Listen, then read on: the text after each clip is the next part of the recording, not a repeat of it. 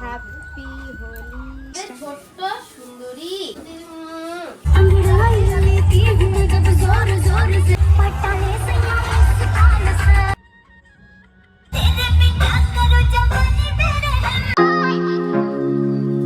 Hello বন্ধুরা, সকলকে দোলযাত্রার অনেক অনেক শুভেচ্ছা।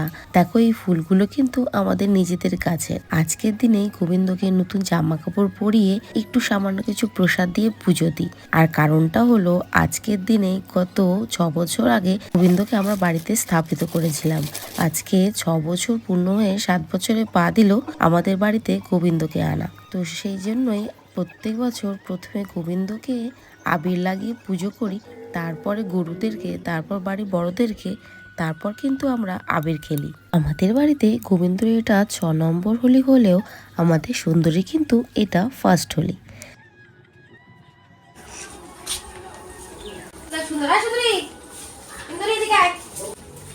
আমাদের লালি শুভ দোলযাত্রা, তারপর আমাদের চঞ্চলা শুভ দোলযাত্রা, শান্তি ছোট্ট সুন্দরী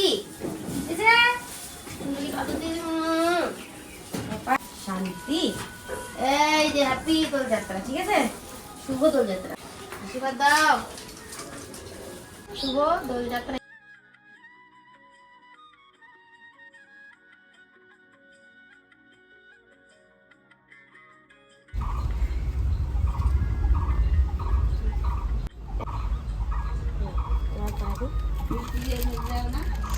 হ্যাপি হোলি দেখি এখানে